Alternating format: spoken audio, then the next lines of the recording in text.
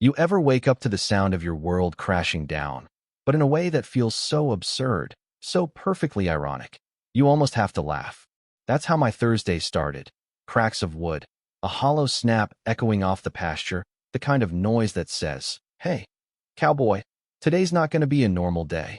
I figured it was a fallen tree, maybe one of those old pines finally giving up the ghost after last night's storm, but nope.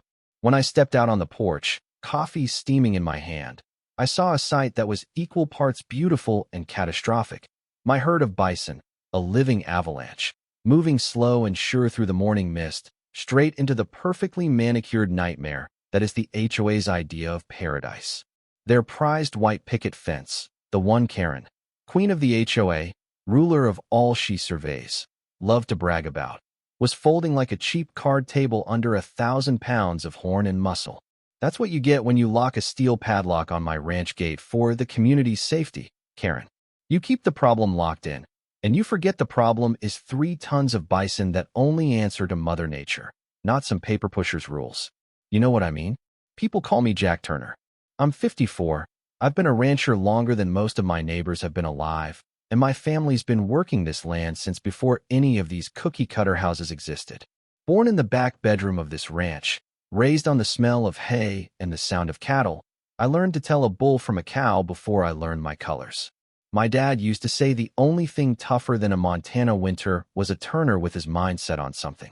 Guess that's why he switched to bison back in the day. He said they were too stubborn to let the world tell them what to do, and honestly, I get it. Life out here was always simple, hard, and honest. Early mornings, fixing fences, coffee before sunrise, long days chasing strays and checking water, nights watching the sun bleed out over the hills. That quiet feeling you get when the world finally hushes up. Or at least it was quiet until 7 years ago, when the HOA rolled in like a bad country cover band. Same notes, no soul, thinking they can turn wild country into a suburban playground. At first, I didn't mind. Let them have their vinyl siding. Let them plant lawns where nothing but sage used to grow. As long as they stayed on their side of the fence, I was content. But people like Karen Miller, they don't know how to stay on their side of anything. She came armed with a clipboard, a head full of rules, and hair so perfect you'd swear she was auditioning for Real Housewives, Montana. The kicker is, my land was never part of their little fiefdom. That ate at her, made her itch, because you can't control a man who answers to weather and wild things instead of HOA bylaws. It started small, letters from the desk of the Lakeshore Estates HOA, not legally binding, just friendly notices asking if my feed trucks could maybe be a little quieter, a little less frequent. I ignored the first, laughed at the second, and by the third I realized this wasn't about noise, it was about drawing lines. Trouble is, the road she was complaining about didn't belong to her. It's a public right-of-way, always has been. But Karen's the type who thinks a rule means more if you say it with a smile and back it up with a threat. After the letters, the signs came. No unauthorized vehicles beyond this point. My delivery guy got stopped, confused. Then 2 strangers showed up taking photos of my pasture. Claimed they were doing a safety inspection for the HOA. Sure you are, fellas. Small towns have long memories. By sundown, I'd heard Karen was telling everyone at the diner my bison were a public safety hazard. These animals had been here long before she learned the difference between a steer and a sedan. Sure, bison can be dangerous if you treat them stupid. Out here, we know the rules. Strong fences, keep your distance, respect their space. Karen thought a clipboard could hold back an animal that survived the Ice Age. Yeah, that happened. The drip-drip of petty annoyances became a steady leak. Next came the speed bump, slab of asphalt right in the middle of the only road to my place, put there by a couple of HOA volunteers for safety. Never mind that my feed trucks would bottom out, that it wasn't even their land to mess with. And then came the cameras, the phones out filming every delivery, like they were building a case for Judge Judy. One afternoon, my driver told me he'd been tailed back into town by an SUV. 2 weeks after that, a thick envelope arrived, official HOA letterhead, demands about my livestock risk, rules about when trucks could deliver, a schedule they expected me to obey like I was some hired hand, not the man who owned the land. Let me back up a sec. That's when I realized this was war, only quieter and meaner, The kind where you win by wearing the other person down until they give up or go nuts. Then the drone showed up.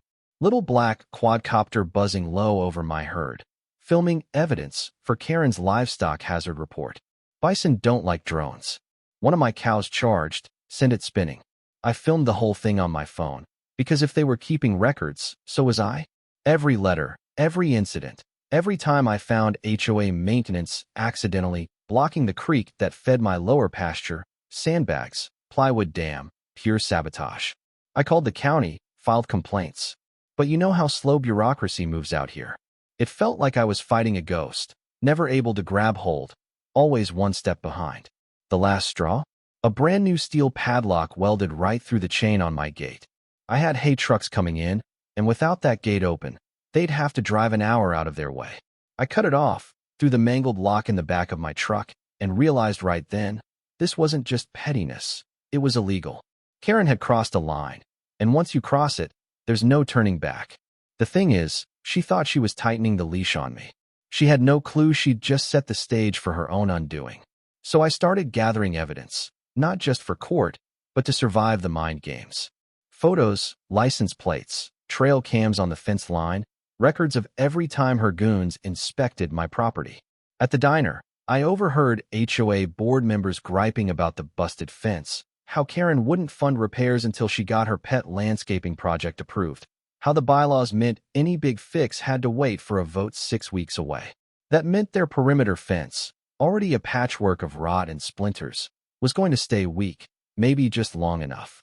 A quick call to an old buddy at county zoning confirmed what I was hoping for. If livestock cross into your property, you're only liable if you failed to keep a fence strong enough for the species next door.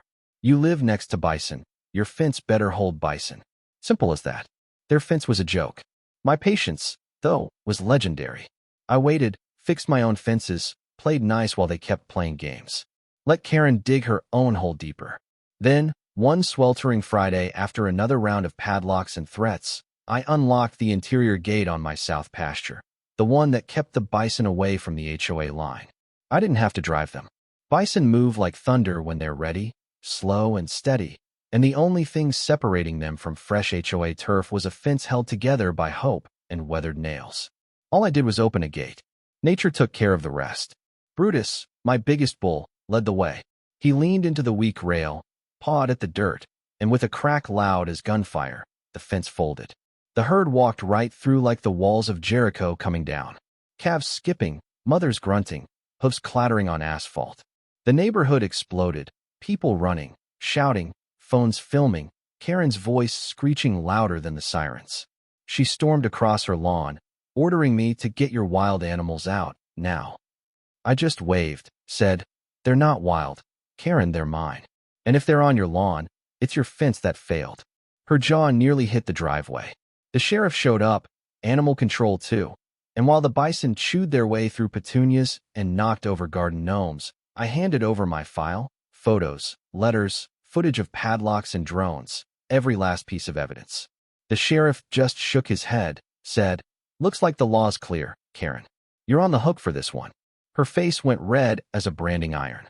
Meanwhile, the HOA was left to wrangle up the claims, patch the fence, and answer for every misstep, all while my lawyer, old Ben, who wears cowboy boots to court, smiled like it was Christmas. By the next week, the county attorney sent a formal citation for failing to maintain livestock barriers. The HOA board called emergency meetings, and Karen's iron grip crumbled in front of everyone. She was voted out, replaced by folks more interested in peace than power trips. My road access was written into the books, the fence rebuilt to military specs, and best of all, HOA insurance paid out every dime for damages and delays. But the real win? Life on the ranch slipped right back into its old, beautiful rhythm. Coffee on the porch, sunrise over the pasture, the only drama being whether Brutus would sniff at the new fence or let it be. I still see Karen now and then, her smile a little tighter, her walk a little quicker. She lost not because I fought back hard, but because she never understood you can't bend the land to your will with rules and threats. Sometimes, you just gotta let nature, and a little patience, show folks what's what. So let me ask you, friend, ever had someone try to padlock your life? Fence you in? Push your boundaries just to see if you'll break? What did you do? Push back, wait them out, or let them dig their own hole? Drop your stories down below.